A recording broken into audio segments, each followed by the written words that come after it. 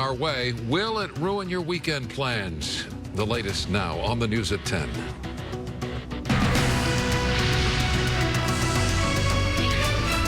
Good evening, I'm Micah Ullman. And I'm Sandra Mitchell. In tonight for Cher Calvin, a horrific crash in Jefferson Park tonight. 2 people were killed. Police say a speeding driver ran a red light, slammed into several cars, including a UPS truck, and tried to run away from the scene. Witnesses were able to tackle that driver and hold him down until police arrived. Omar Lewis live at the scene with the latest on what happened. Omar. Yeah, that's right. LAPD officers say that speeding driver clipped the back of a parked UPS truck here on Arlington Avenue, killing both of the passengers inside that car, and then he took off. Neighbors in this area say that speeding is a major issue here in this community. Cell phone video shows the aftermath of a gruesome and deadly scene that Los Angeles police say was caused by a driver speeding at over 100 miles per hour while suspected of being under the influence. It was really bad. The woman that flew off the car, her face was disaster. A rear passenger in the speeding car was killed in the crash, and a front passenger was also pronounced dead on the scene after she was ejected from the vehicle traveling southbound on Arlington Avenue near 29th Street in LA's Jefferson Park neighborhood around noon. It collided into the rear of a UPS truck that was making a delivery. The vehicle basically, after the first collision, kind of got launched airborne into oncoming traffic. The sound of the crash sent neighbors running outside. I heard the impact and I was home, and when I got out, I just saw 2 people on the ground. Several other cars were involved in the crash, but there were no other serious injuries. After the impact, police say the driver of the speeding car took off on foot, but neighbors were not about to let him get away. So there were some good Samaritans in the area that witnessed the collision. They gave chase and went after him. The suspect was taken to the hospital and is now in police custody. Investigators say they found drug paraphernalia inside the vehicle. According to neighbors, Arlington Avenue is a notoriously dangerous road. It's getting dangerous now. Everybody is speeding. Half of the time you cannot cross here. I've been living here for a year, and I've seen 7 to 8 accidents. They're now hoping this deadly crash reminds drivers to slow down. I think that they need to put another lights in the street or bumps. A lot of these really bad collisions where people just lost a life can really be avoided if people just slow down a little. And police say that driver is now facing several serious charges that include hit and run as well as murder. That's the very latest here live from Jefferson Park tonight. I'm Omar Lewis. We'll send it back to you in the studio. Omar, thank you. And at least 9 people were hurt in a violent crash involving an MTA bus filled with passengers and 2 other cars. It happened at around 3:30 this afternoon on West 39th Street near Crenshaw Boulevard in Leimert Park. One of the vehicles rolled over and came to rest in the middle of the road. No one was seriously hurt. All lanes were shut down during the investigation. A violent arrest caught on camera. The suspect repeatedly hit and kicked in the head by San Bernardino County Sheriff's deputies. That suspect was wanted for an armed robbery and is known to law enforcement in the area. Tonight, an investigation is underway into whether that rough arrest was a case of excessive force. Rick Chambers live in the Ktla News Center with the video and reaction tonight. Rick. Yeah, Micah, this happened late Tuesday afternoon when San Bernardino County deputies spotted this suspect from a robbery just a couple of days prior. They say they stopped the man's car, but he refused to get out and was combative. Now, the video that's been circulating shows only a part of that encounter, but it is stirring some controversy. What you're looking at is the arrest of an armed robbery suspect Tuesday in Hesperia. San Bernardino County Sheriff's deputies have just dragged 36-year-old Christian Alonso from his car. He is a known gang member and a convicted felon. Damn, homie. Oh, to be honest with you, I did not see him resisting, and it just went bad for the guy right there. This man, who wants to remain anonymous, is the person shooting the video as the deputies pin Alonso to the ground. One of the officers is kneeing him on his ribs, and then the other one's punching him with his fist closed on his head, and then that's when he turns around and he adjusts himself, and then he starts kneeing him in the face. The arrest video is making the rounds on social media and generating claims of excessive use of force by the deputies. What he received was unwarranted. Timothy Williams is a 29-year veteran of the LAPD and considered a use of force expert. He says the suspect doesn't appear to be fighting or struggling with the deputies in the video. See, if they don't fight, if they don't put up a resistance, you don't render street justice out there. Williams says that while the plainclothes deputy in the blue jeans delivers blow after blow to the suspect's head and face, the other deputies allow it to continue and don't object to it. Even the officers there, they should have interceded. When the force wasn't necessary, somebody should have interceded, made sure that he was handcuffed, sat up, and put in the police court. The San Bernardino County Sheriff issued a statement saying in part that he is aware of the use of force and it's being investigated, and that the deputy has been placed on administrative leave pending the outcome of that investigation. But there's no telling exactly when that might happen. In the News Center, I'm Rick Chambers. Micah and Sandra, I'll throw it back to you. Rick, thank you. It was a shocking crime at a popular restaurant at LA Live in downtown Los Angeles. A man eating dinner shot and killed execution style. Now, 2 arrests. It happened at Fixin' Soul Kitchen in November. Now, 4 months later, the LA County District Attorney has identified the men he says are responsible for the brutal crime.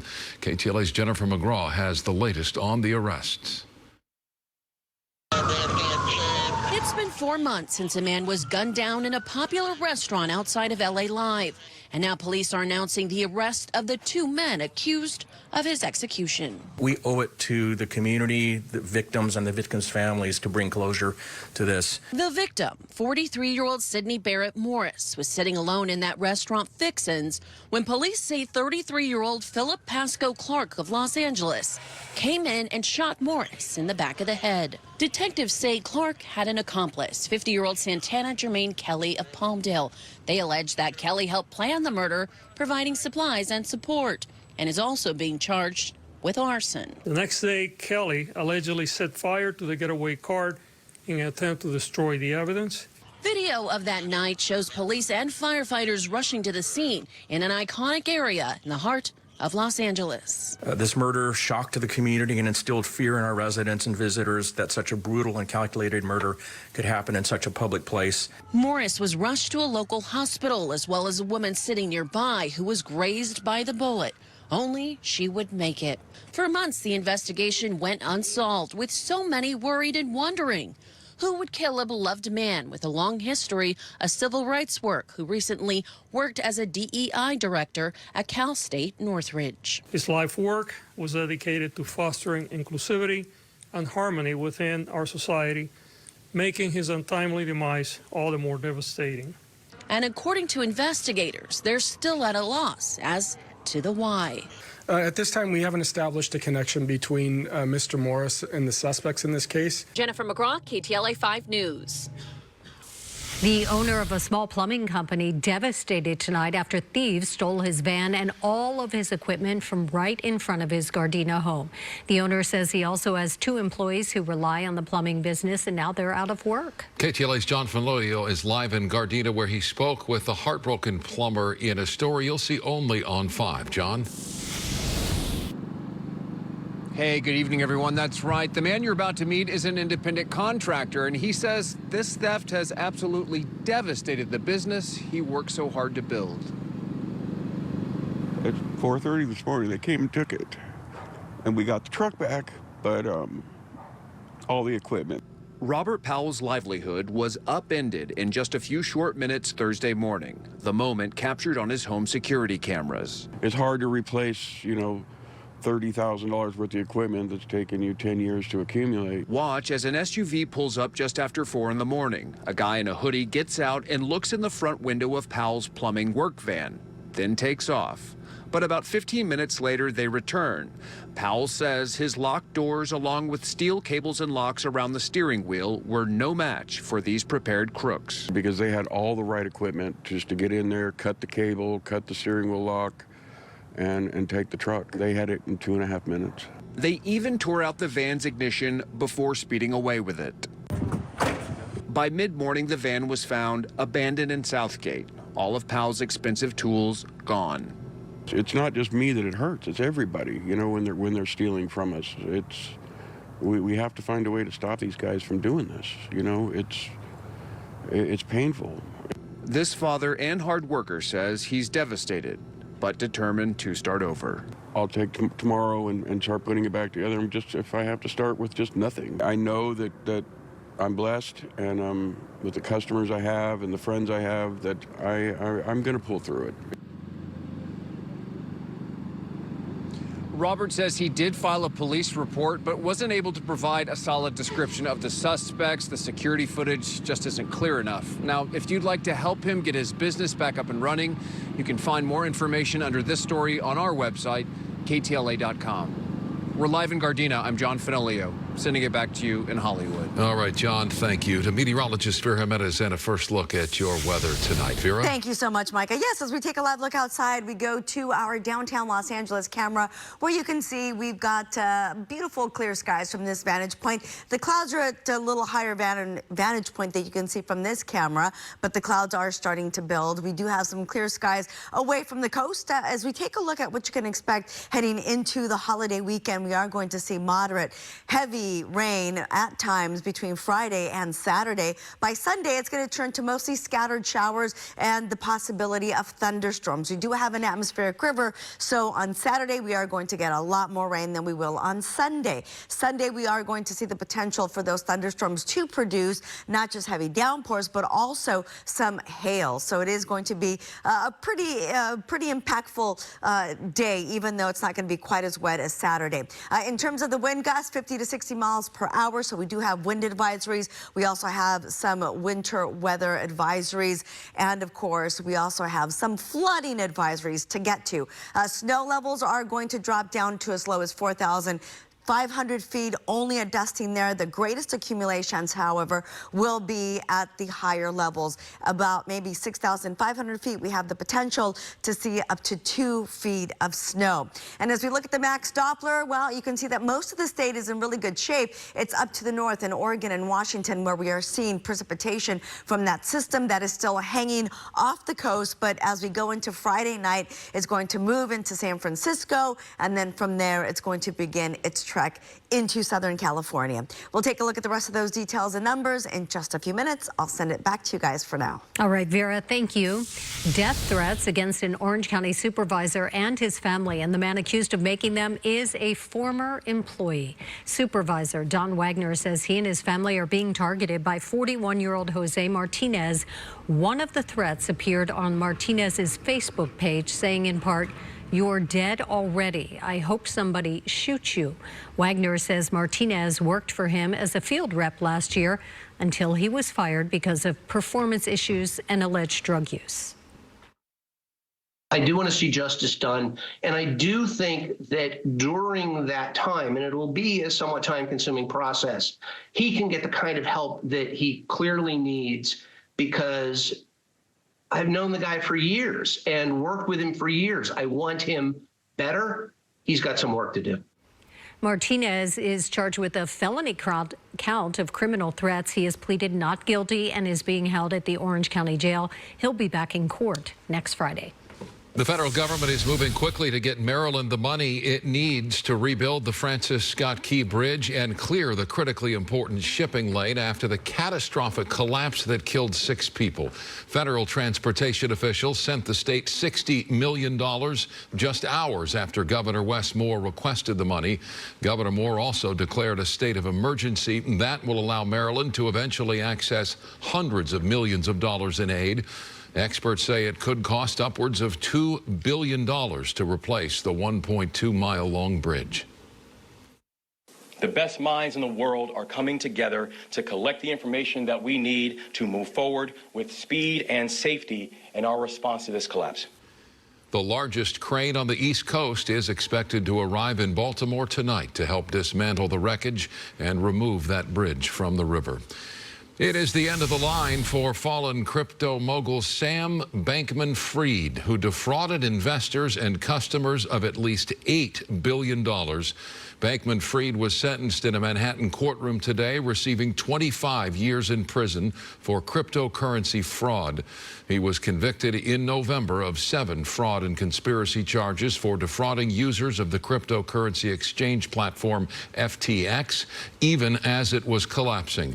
Bankman-Fried delivered a statement during the sentencing saying he made a series of, quote, selfish decisions and threw it all away.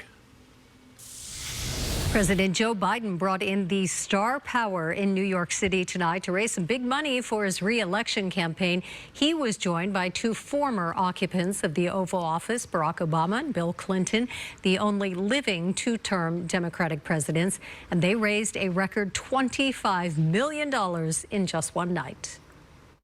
There are a lot of Democrats who want to see President Obama very involved. Former Obama staffer and News Nation contributor Johanna Maska says her old boss is ready to do some serious campaigning for Biden to help bring in more voters. They see each other as having different audiences, very important audiences. Thousands bought tickets for the Radio City event. They cost between $225,000 and $500,000. The guests saw musical performances and a conversation between Biden, Obama, and Clinton, moderated by Stephen Colbert. The fundraising also added to the president's already sizable campaign war chest. The Biden campaign is surging, outraising Trump. Peter Loge with George Washington University says Donald Trump's campaign is short on cash and can't afford big rallies anymore. So Trump's frequent court appearances have become campaign events. But Trump is finding other ways to connect with his base. Trump's event with the slain officer is a terrific messaging event. Trump was in New York, too, for the wake of New York City police officer Jonathan Diller, who was killed during a traffic stop. Reminding people that they're afraid of crime, and he's the one standing with victims and cops. Trump stopped to talk to the media after the wake. Sad event, such a horrible thing, and it's happening all too often.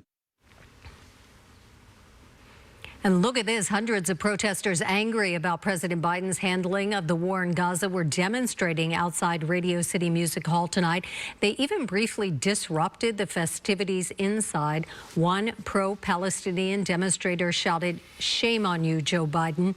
Barack Obama admonished the protesters, saying, "No, listen, you can't talk all the time. Sometimes you have to listen." And here at home, it was a home run for the Dodgers. Fans flocked to Dodger Stadium to watch the boys in blue in their home opener with a win against the St. Louis Cardinals.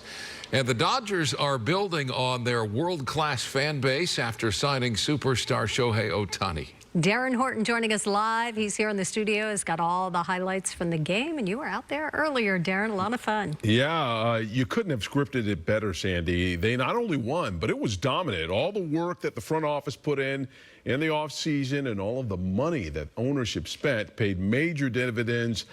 And it looks like this is going to be a really fun season for the Dodgers. They arrived to the Ravine in style, walking on the blue carpet. Throwing out the first pitch, Hall of Famer Adrian Beltre to Clayton Kershaw. As for the first pitch in the 3rd inning, Mookie Betts sends it to the bullpen out and left. His second bomb of the season made it 3-0 Dodgers. Then after Ohtani walked, it was Freddie's turn. He cracks a 2-run shot to center, his first of the year. The Dodgers' 1, 2, and 3 hitters went 5 for 8. The other storyline was Tyler Glasnow on the mound. He threw 6 strong, just 2 hits, 1 run, 5 Ks. Dodgers win easily their home opener, 7-1. 僕だけホームランは打てなかったですけど、比較的いい打席だったんじゃないか。I was the only guy who couldn't hit a homer, but overall I thought I had a pretty good game today. It was a collective thing. I pitched well, Yarbs came in, pitched well, and then the defense was awesome, great offense. It was all around a great game. We will have plenty more on the Dodgers, plus the Angels open their season in Baltimore. We'll have that for you coming up a little bit later on in sports. Mike and Sandra, let's go back to you. All right, we'll see you shortly. Darren, thanks. Still ahead on the news at 10, a troubling trend documented on TikTok. Several women post on social media after being attacked by a stranger on the street. The viral videos detailing the violent assaults as police now announce an arrest. Plus, caught in the crossfire, a mother walking down the street is gunned down by a shooter hanging out of a car window. The new surveillance video of the deadly drive-by. Also, a tragic collision course, what investigators believe caused a truck driver to veer into oncoming traffic before slamming into that school bus. It was filled with children. Plus, Scott Movie Mans. Now, in just a few moments, I review 2 movies plus a ticket giveaway. That's coming up in the Entertainment Report.